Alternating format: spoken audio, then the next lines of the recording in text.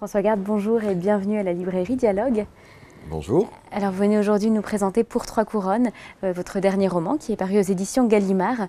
Et c'est un véritable roman d'aventure. Vous avez remarqué que c'est un roman d'aventure. Tout à fait. Plus personne ne fait quasiment de romans d'aventure dans la production contemporaine, sauf moi. C'est rare aujourd'hui. Voilà. Et à l'origine de ce roman, il y a un manuscrit découvert par Philippe Zaffar, qui est archiviste. Alors avant tout, est-ce que vous pourriez nous dire quelques mots de ce manuscrit, du texte qu'il contient et de l'impact qu'il a pu avoir sur la naissance du roman Pour trois couronnes? Alors ce texte raconte comment, dans un port non identifié, un marin a été recruté pour aller passer quelques instants avec une femme dont il ne verra pas le visage. Et au terme de la prestation qu'il assure, il reçoit 3 couronnes d'or en héritage, enfin plutôt en paiement. Et le manuscrit, cette petite lettre, est retrouvé dans les papiers du milliardaire français qui vient de mourir à New York. Et donc la veuve du milliardaire s'interroge sur ce que c'est que ces 3 pages. Elle charge donc le narrateur de faire une enquête sur la réalité qui pourrait se cacher derrière cette petite confession.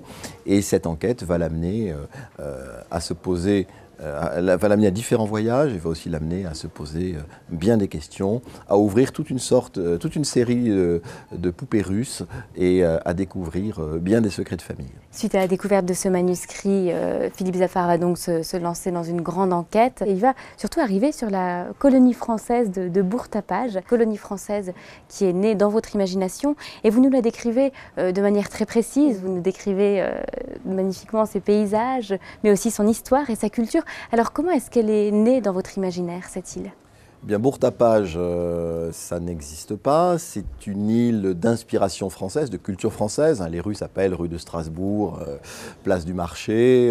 Bon, on est manifestement en contexte tropical, plutôt dans l'hémisphère sud, et il y a eu une période d'événements très douloureux, une guerre civile violente qui a coupé la ville en deux, et au terme de laquelle des casques bleus sont toujours présents lorsque lorsque l'enquête se déroule. Les casques bleus sont présents à Bourg-Tapage. Mais bien entendu, l'île est et reste fictionnelle. C'est le privilège des écrivains que de pouvoir ajouter des îles sur la carte.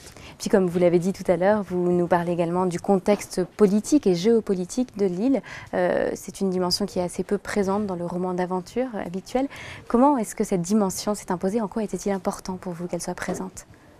C'était plutôt pour donner à l'aventure de cette recherche, de cette enquête sur la filiation, de lui donner une autre dimension, un autre enjeu que simplement qui va récupérer l'héritage. Lorsqu'il enquête, le narrateur et le lecteur pensent d'abord à ce qui est évident, c'est-à-dire où va l'argent, et puis on s'aperçoit peu à peu que cette question est une question seconde et qu'il y a plus important encore, qui est de préserver la paix civile dans une île où elle a été jusqu'encore récemment tout à fait troublée.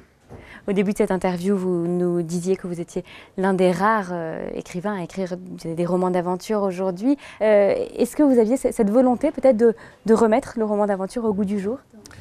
Disons que autant je suis à l'aise à écrire des romans d'aventure, c'est ce qui m'intéresse, c'est ce que j'aime lire, mais si je vous demande des romans d'aventure, vous allez me parler de Melville, de Jules Verne, de Conrad, de gens du XIXe siècle. Donc l'intérêt ou l'enjeu d'un roman d'aventure du XXIe siècle, c'est bien sûr de prendre ces codes, mais de les jouer ou de s'interroger sur la structure ou de les faire évoluer. Mais effectivement, l'enquête, par elle-même, se déploie sur plusieurs continents, sur plusieurs générations.